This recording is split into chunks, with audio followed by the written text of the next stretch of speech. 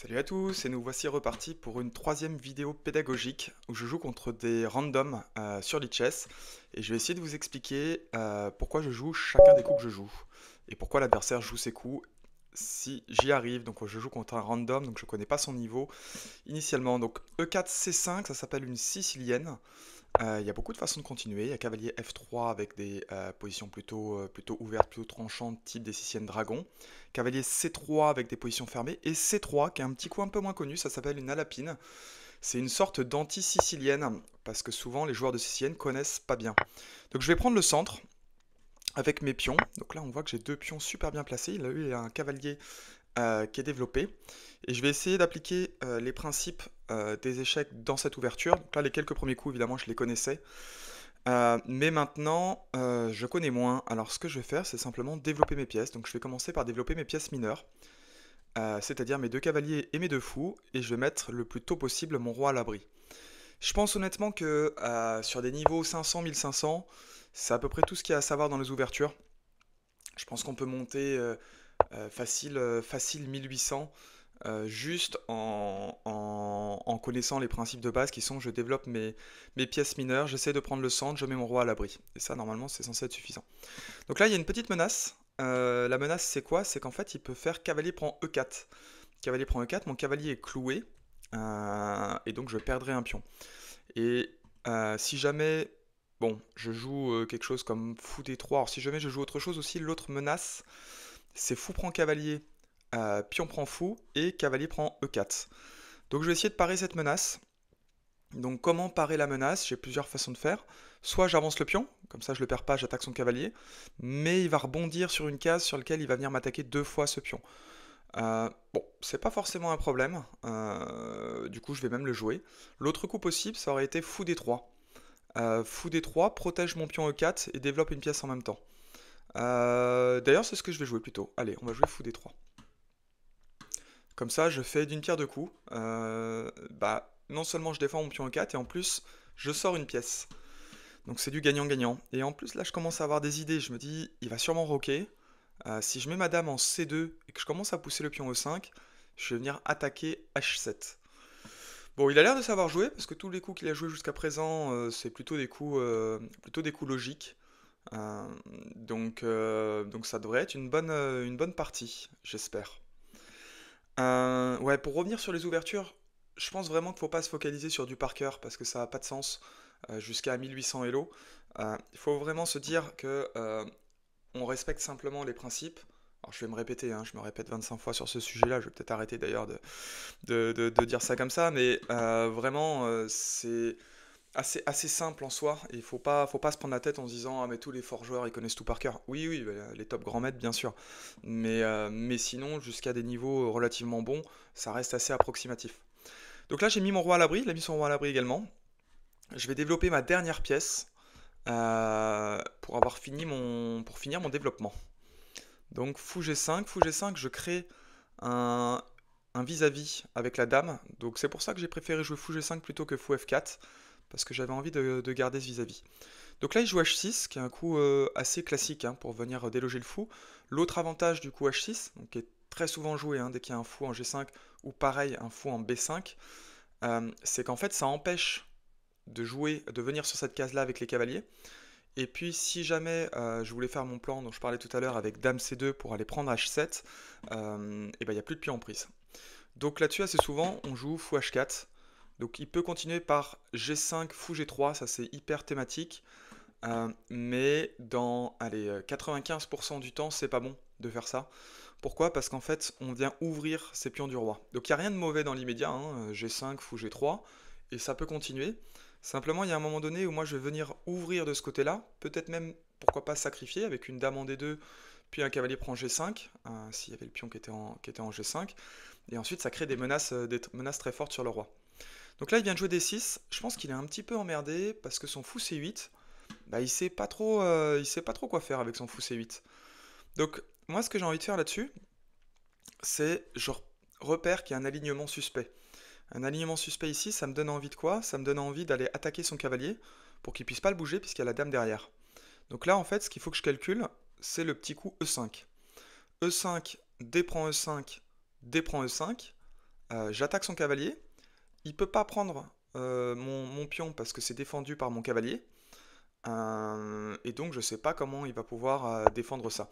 S'il va pouvoir défendre en jouant G5, je pense. Intermédiaire. Mais bon, ça va un peu loin dans les calculs. Mais voilà, je joue simplement. Je vois qu'il a une faiblesse là-dessus. Je vois qu'il y a une façon assez simple d'aller jouer sur cette faiblesse. Et je pense qu'il y a 9 chances sur 10 pour que ça marche. Donc on va voir ce que ça donne. Là, le coup, je crois que c'est G5. Parce qu'en fait, en jouant G5, si je prends son cavalier, il prend mon fou. Donc ça fait un échange de pièces. C'est, je crois, la seule façon de ne pas perdre de pièces. Donc, ok. Il joue G5, donc c'est un joueur correct, hein. Il joue des bons coups. Voilà, maintenant plusieurs façons de faire. Déjà, première façon de faire, c'est de se dire est-ce que je sacrifie? Cavalier prend G5, H prend G5, fou prend G5, donc j'ai donné un cavalier pour 2 pions. Et l'idée c'était de maintenir cette pression sur ce cavalier F6 pour pouvoir récupérer ensuite une pièce. Le problème de ça, c'est qu'en fait, le pion E5 n'est plus défendu, puisque j'ai dû sacrifier mon cavalier sur le pion G5. Donc après, il peut jouer cavalier prend G5. Et là, sur cavalier prend G5, et ben, j'attaque plus son cavalier. Donc finalement, je me dis, c'est pas si bon que ça. Donc en fait, ça me va pas. Donc comme ça me va pas, alors, bon, ça me va pas, je prends G5, fou prend G5. Cavalier prend pion. Est-ce que je peux ramener la dame? Non. J'ai rien à faire là-dessus. Non. Bon, je vois rien de fou, donc je joue très simplement fou G3. Je pense qu'en temps normal, j'aurais essayé de calculer un petit peu plus loin, essayer de voir si j'ai pas des menaces sur son roi. Mais là, je suis pas mécontent. Pourquoi? Parce que je l'ai forcé à jouer G5. Donc il me l'a pas fait gratuitement. Je pense que beaucoup de joueurs à 500, 600, 700 Elo auraient de base fait H6 G5. Là, j'ai dû le provoquer quand même pour faire ça. Alors il a fait fou prend cavalier ici, donc il a 2 pièces en prise maintenant, soit son cavalier, soit son fou.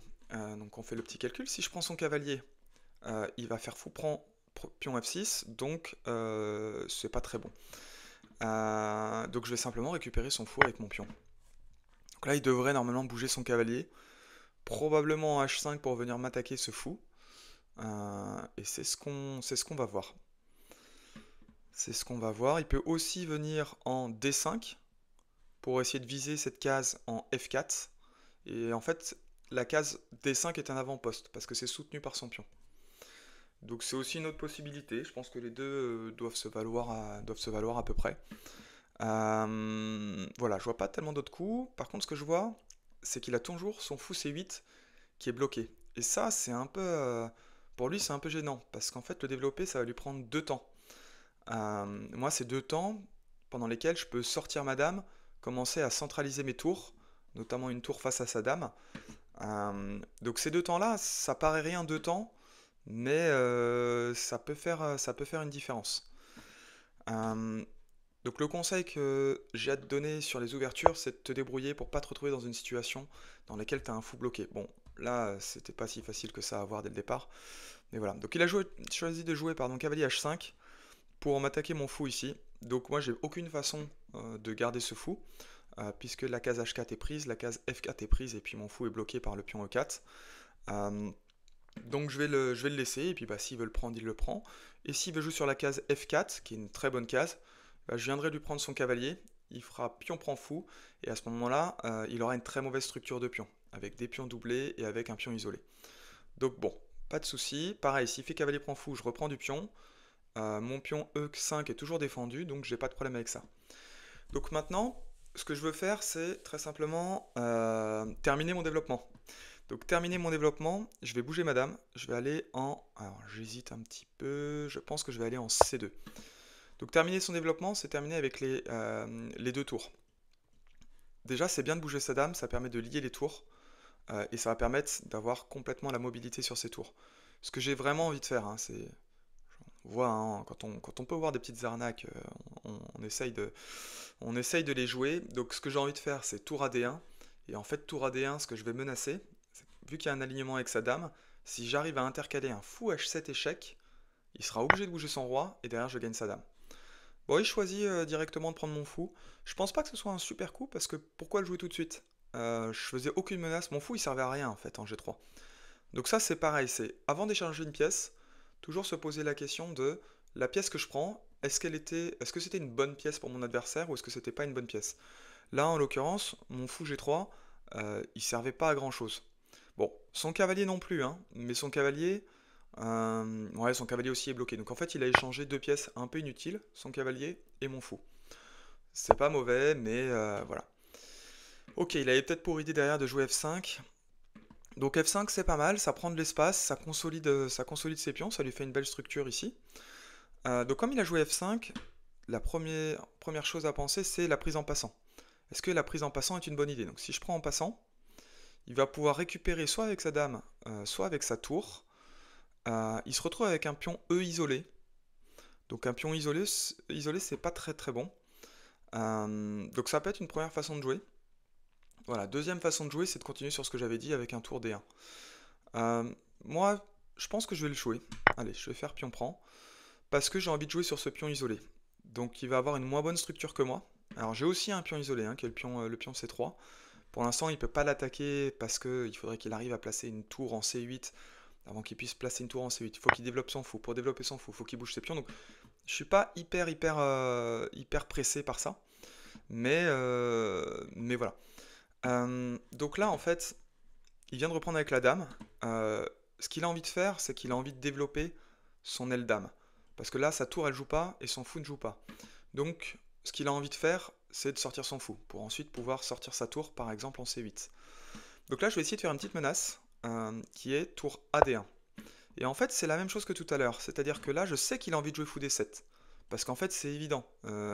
Son cavalier ici est déjà développé, sa tour, elle est plutôt bien placée, sa dame est pas mal aussi. Il n'a pas vraiment d'autres coups, donc il faut vraiment qu'il développe ce côté-là. Donc je sais qu'il veut jouer fou D7, sauf que sur fou D7, j'ai fou H7 échec, et donc je récupérerai son fou. Donc c'est pour ça que là, lui, ce qu'il choisit de jouer, c'est, je pense, un très bon coup, c'est qu'il choisit d'avancer son pion. En avançant son pion, il va pouvoir se libérer complètement son fou.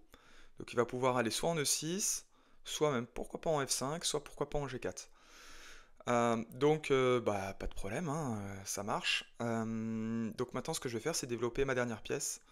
Alors, est-ce que je développe ma dernière pièce? Faut faire attention, hein, parce que si je développe ma tour en E1, j'ai le pion F2 qui est un petit peu faible. Je vois qu'il y a un alignement ici, dame et tour. Et en fait, ce que je vois, c'est que s'il pousse G4, je dois bouger mon cavalier. Heureusement, mon pion F2 est encore défendu par ma dame et par mon roi. Donc c'est bon. Donc je peux jouer tour E1. Tour E1, l'intérêt, c'est de développer la dernière pièce. Donc maintenant, j'ai bien toutes mes pièces de développer. Essayer d'attaquer cette colonne semi-ouverte. On appelle une colonne semi-ouverte lorsque le pion de sa propre couleur n'est plus là et qu'en face, il y a un pion de la couleur opposée. S'il n'y avait pas ce pion-là, ce serait une colonne ouverte. Donc il y a soit des colonnes ouvertes, soit des colonnes semi-ouvertes. Colonne semi-ouverte, c'est toujours intéressant de s'y placer, surtout quand le pion est isolé. Pourquoi? Parce que le pion isolé, là je peux pas tout de suite le prendre. Il est défendu deux fois, il a attaqué deux fois. Donc même nombre d'attaquants, même nombre de défenseurs, je peux rien faire. Maintenant, bah, je vais essayer de faire quelque chose. Donc, là, ce que je calcule, c'est quoi? C'est qu'en fait, il vient de mettre son fou ici. Donc, premier calcul, c'est de faire fou prend fou, dame prend fou. Et de se dire ensuite, est-ce qu'il y a quelque chose de sympa? Ce que je vois qui peut être sympa, ça peut être dame B6 échec. Parce que sur dame B6 échec, j'ai le pion B7 en ligne de mire. Donc on va le jouer. Fou prend fou, il est obligé de reprendre, et on va jouer dame B3 échec. Alors attention, parce que maintenant je protège plus mon pion F2. Donc il va falloir que je fasse toujours très attention sur des avancées de pions qui peuvent faire mal. Donc là, il a choisi de jouer ça. Alors, donc il propose l'échange des dames. Donc, j'ai plusieurs... Donc déjà, je peux très bien prendre sa dame. Si je prends sa dame, il récupère. Et maintenant, le gros point fort, c'est que ce qu'il n'a pas fait gaffe, c'est qu'en fait, son pion E5 n'est plus défendu qu'une seule fois. Donc je vais gagner un pion. Donc je vais jouer très simplement. Alors, est-ce que je prends sa dame? Sa dame est clouée, donc elle ne peut pas non plus bouger. Ce que je peux faire aussi, c'est faire cavalier prend pion. Ça marche aussi. Pourquoi en fait? Bah, si je peux le laisser prendre ma dame, et bah, ça m'irait bien. Pourquoi? Parce que ces deux pions, ils sont isolés. Si jamais il prend ma dame, je reprendrai avec le pion, et du coup j'aurai deux pions liés. Donc en fait, ça m'irait bien. A noter qu'il peut toujours pas prendre en F2 parce qu'il est cloué. Donc ça, c'est très très important. Donc maintenant, j'ai une super menace. Ouais, donc heureusement pour lui, il la part. Ma grosse menace, c'était de jouer tour E7. Parce que tour E7, il peut pas prendre ma tour. Sa dame est clouée, donc derrière, je gagnerai sa dame. Donc ce serait très très bien pour moi. Donc ce que je vois là, c'est l'alignement. Tour dame. Pardon, dame roi. Donc dame roi, ça me donne très très envie d'essayer d'aller doubler mes pièces et d'arriver à mettre une tour en E7. Si je mets une tour en E7, c'est gagné. Alors attention, là je viens de faire, je sais pas si c'est une erreur, c'est peut-être pas une erreur, mais c'est une imprécision, c'est qu'il peut faire dame prend F2 échec. Donc en commentant, c'est un peu plus dur de voir, je vais pas me justifier comme ça, mais c'était une petite erreur, donc je viens de donner un pion. Ce qui est bien, c'est que maintenant mon roi en H2, il est hyper safe, au moins sur quelques temps. Il a aucun échec possible. Alors que lui, son roi, il est vraiment pas fou. C'est le cas de le dire. Parce qu'il est complètement aéré. Donc on en revient au point de H6, G5 tout à l'heure. H6, G5, ça l'a hyper affaibli en fait. Donc maintenant son roi est vraiment à l'air. Donc j'ai des échecs possibles, j'ai dame E7, je menace dame prend B7 échec. Donc je commence à avoir pas mal de menaces parce que j'ai un peu d'avance aussi au développement, hein. Il a toujours sa tour qui n'a pas bougé. J'ai ma dame et mes deux tours qui sont bien placées. Donc ça c'est très bien. Ok, donc il choisit de jouer comme ça. Moi, je vais faire l'échec, parce que ça me paraissait normal. Donc je pense qu'il va mettre sa tour devant. Et là, maintenant, j'ai envie de centraliser un peu mieux ma dame. En fait, son roi, j'ai envie de pouvoir l'attaquer sur ces diagonales-là. Donc je vois qu'il y a une case qui me paraît sympa, c'est la case E5. Comment atteindre la case E5? Il faut que je passe avec ma dame, qui est pas mal ici, mais là, je pourrais tout échanger. Simplement, on serait égalité, donc j'ai pas très envie. Je préfère garder les dames, parce que mon roi est plus safe. Donc je vais centraliser ma dame avec dame D5. Dame D5, j'attaque sa tour. Euh, donc ça c'est toujours sympa de pouvoir attaquer sa tour. Ensuite, bah, je peux aussi faire des dames E5 échec. Je vais venir commencer à bouger son roi, ça va devenir dangereux pour lui. Qu'est-ce que je peux faire d'autre? Euh, Qu'est-ce que je peux faire d'autre? Bah, c'est déjà pas mal ça, hein. Déjà pas mal. Je peux aussi venir lui attaquer sa dame. Alors, je sais pas si c'est un intérêt tout de suite. Je vais essayer de profiter, donc je vais essayer de garder un maximum de pièces. Et de venir profiter de son roi qui est hyper faible. Donc il choisit de jouer ça, c'est plutôt un bon coup, c'est plutôt un très bon coup. Comment est-ce que je peux faire? Je vois qu'il y a les petits pions ici qui sont sympas, qui sont un petit peu fébriles, mais pour l'instant je vois pas vraiment de coups qui me permettent d'en profiter. Alors, si ce que je vais faire c'est commencer par mettre cette tour ici, donc je viens attaquer ce pion, je viens attaquer ce pion. Et pourquoi? Parce qu'en fait j'ai plutôt envie de faire tour, tour, puis dame, plutôt que tour, dame, tour. Je trouve que dans ce sens-là, c'est mieux. Alors, c'est possible qu'il échange, hein. Tour prend, et qu'il vienne mettre sa tour en F7. C'est même bien possible. Donc, on va voir ça. On va voir ça, s'il le joue ou pas.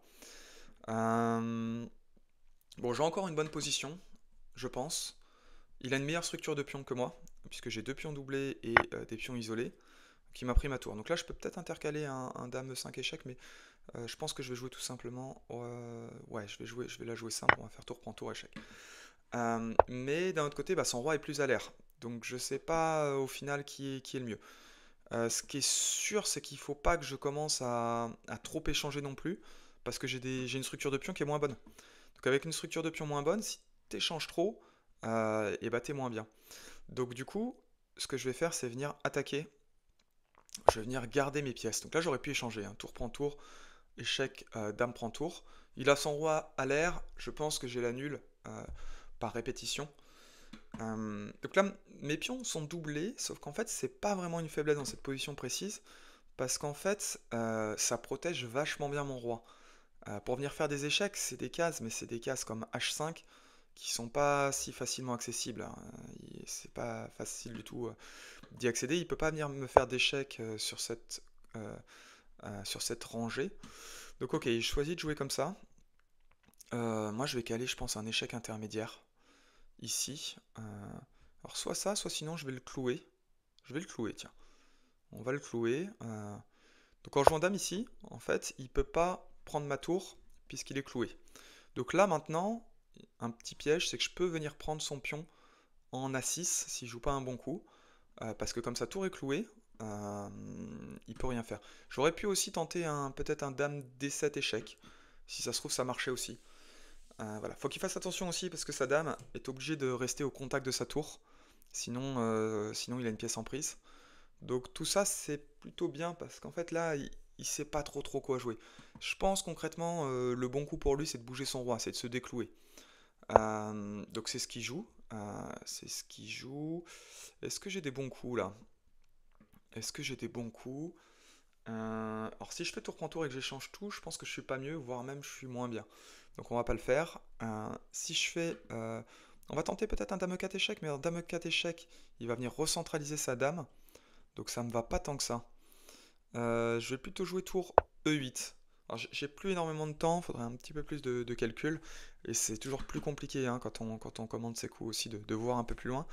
Mais là, je vois rien de simple hein, si j'échange les tours. Alors, je peux aussi échanger les tours, il reprend avec la dame. Et ensuite, je viens de faire des échecs ici. Échecs par exemple. Je sais pas. Je sais pas si ce serait un bon coup. Bon, je garde les pièces. On est dans une position hyper ouverte dans laquelle c'est plutôt lui qui a son roi qui est pas sur des bonnes cases. Donc voilà, là je peux commencer à faire des menaces de tour G8 échec. S'il vient se caler en H5, alors il vient directement se caler en H5, c'est assez chaud, hein. C'est assez chaud pour lui. Est-ce que je peux pousser G4? Non, je peux pas tout de suite parce que ça lui ouvrirait trop de lignes. Je vais tour G8. Allez, tour G8. Là, il faut qu'il fasse vraiment attention. Je vais commencer à menacer vraiment des dames 8. Dame 8 échec. Ou sinon, ce que je peux aussi faire, c'est peut-être faire un roi H3. Roi H3 menace de pousser. Ouais. Et lui ne peut pas pousser parce qu'il est cloué. Roi H3, ça me paraît. Alors, roi H3, le problème. Ah si, roi H3, le problème, c'est qu'il peut faire dame F5 échec. Ah, mais là, qu'est-ce que je joue? Qu'est-ce que je joue là-dessus? Est-ce que j'ai un échec qui fait mal? Si je pousse, si je lui fais échec là en poussant, est-ce que j'ai un moyen de gagner? Est-ce que j'ai un moyen de gagner? Son roi serait ici. Est-ce que ici échec? Échec là? Allez, on va le tenter. Non, on va pas. Allez, si je le tente. Non, je le tente pas. Je le tente pas, je garde les tours. Allez. Je garde les tours, je sais pas. Peut-être que G4 marchait. Je suis pas sûr que ça marchait, mais j'ai l'impression que j'ai une bonne position. Parce que G4, roi prend G4.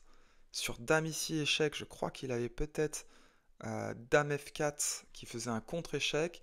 Et sur dame prend dame, tour prend dame. Bon, ça commence à être un petit peu loin pour voir ça. Ah, donc là, il a fait partir sa dame. Ça, je pense que c'est hyper dangereux pour lui. Son roi n'a plus de cases. Il est pas bien du tout. Alors, il a de la chance. Il contrôle la case E7, parce que sinon, ce serait quasiment mat.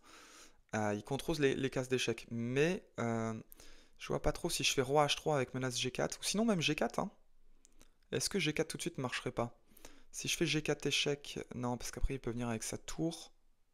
Il va venir avec sa tour. On va faire roi H3. Roi H3, ça fait beaucoup de menaces.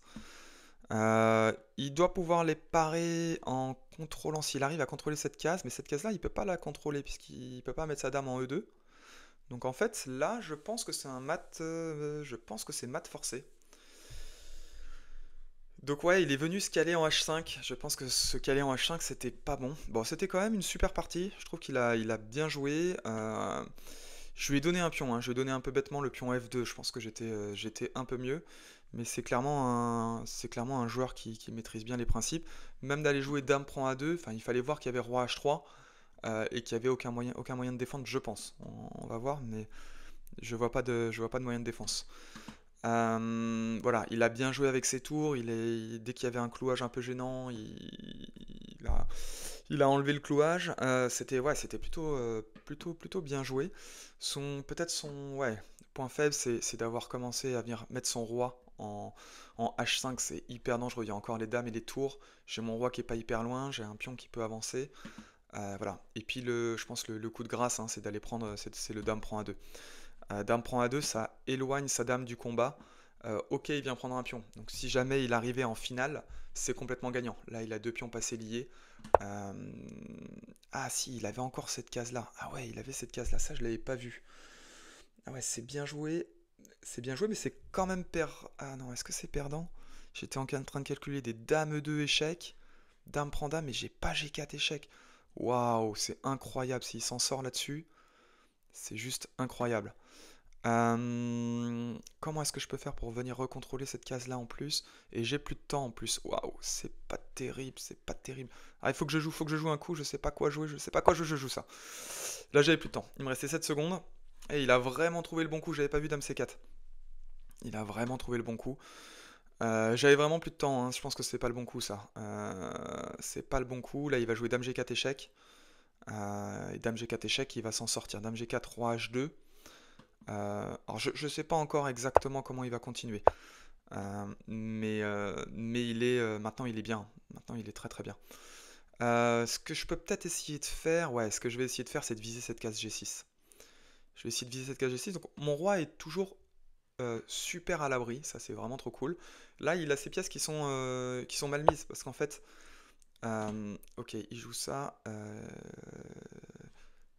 Si je joue d'abord un échec ici, on va jouer échec intermédiaire, il va revenir avec la dame parce qu'il est forcé. Ah non, il n'était pas forcé. Et bah je vais moi revenir. Allez hop. Je vais moi revenir, je vais essayer d'aller attaquer, il faut que j'arrive à attaquer G6 ou H6.